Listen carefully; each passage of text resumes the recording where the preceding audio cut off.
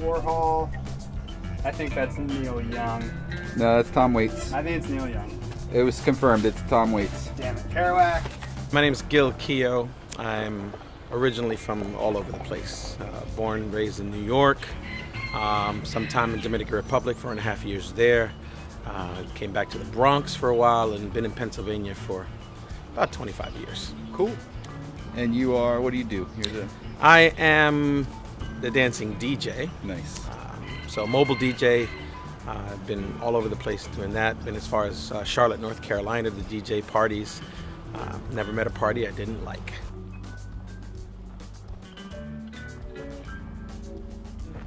And so I've always been fascinated by set designs, prop designs, and most of the things that people don't really notice in films. And so the scroll design that I did, the intersecting lines, is something that came out of Stargate, a movie that was released in 1994, I think it was. So. That's cool. How'd you do it? First, I thought I was going to burn the lines in using wood burning device, but oak is pretty hard. So I was able to cut patterns out of 1/4-inch plywood, and then I just cut just two pieces, a small piece and a larger piece, and one line really does it all, because then I can angle them at different ways, and then scroll my design in. Nice. Lee, Eastwood, the Dude, RZA, Jim Morrison. Apparently that's Mal. I'm Bob Card, and I make custom furniture in Houston, Texas. I'm a self-taught woodworker. I've been doing this for 7 years. I've been a lifelong hobbyist, but professionally for 7 years. And so there's a lot of things that I struggle with sometimes, and beyond that, I think there's just a lot of things I don't know what I don't know. So when I heard about this class, and it's practical woodworking, that really resonated with me. Non-dogmatic stuff, and that's exactly what I've learned. Is a lot of good practical advice, anywhere from how to use power tools correctly and how to do mortise and tenon joints. So it's been a very big help for me. Hunter's on here a bunch of times. Bowie, Depp as Hunter. ODB. Spicoli. I was looking to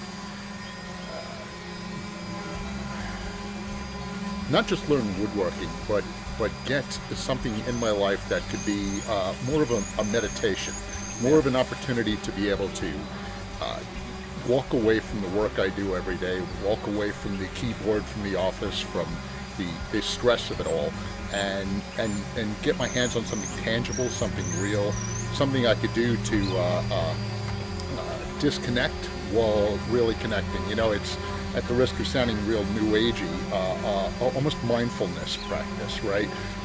And so that's really what I've come to see here. Is it's sort of Zen in the art of woodworking, right? So how do you get yourself really immersed into this craft, into an ability to be able to create something, and at the same time put your mind somewhere where you get to walk away from the stresses and the minutia of everyday life. Yes. There was so much, and that's the thing I find astounding, is just how much information you really took in just such a short amount of time. I came here with very rudimentary skills, and now I made a piece of real furniture. And it's funny, I was on the phone with my wife last night, and she has been teasing me because I need to hire contractors to come in and build a set of bookshelves for my new office in my home. And she said, "So can you build the bookshelf?" And I said, "You know what? Yeah, I absolutely can build it, and I can build it exactly as I want it and exactly as you want it." And so I don't think there is any one thing. I think really what I learned and what the course has given me is that generalizable set of skills that I can take to, I have the confidence to bring it to virtually any project I'd want to tackle. Sid Vicious, Erykah Badu, Hellraiser, Beastie Boys.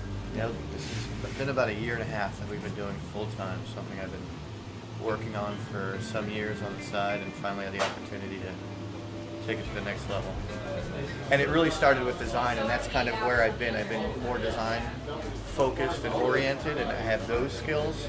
Coming here was me really trying to hone in on my woodworking skills and to bring all my designs to life in a proper, safe fashion. So that's what brought me in. And you're here with your dad? I'm here with my He's your father. assistant? He's my assistant. He's great. He was my number one sander for a while. I wanted to step him up so that now, instead of all the cuts, anything that needed to be done with power tools all being me, now I can send him off with a list and say, all right, we need these cuts made, we need this jointed, and now we'll have the opportunity to really speed up our process because now we're both going to have those skill sets.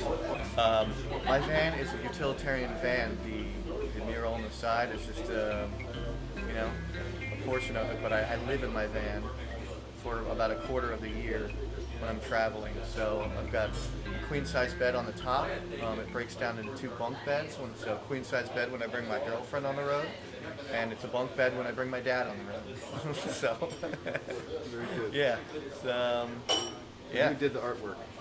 Art by Ty, and he's a good friend of mine. He does awesome illustrations. This was a prior body of work of his that he used to do. Now he does these amazing surreal drawings, and yeah, amazing. Very cool. Yeah, yeah. Oh, we missed the Muppets here. I missed that till now.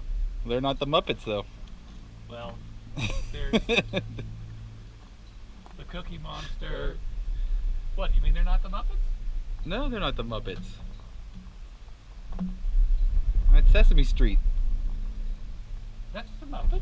No, it's not the Muppets. That's Kermit the Frog and Miss Piggy. Or the Muppets.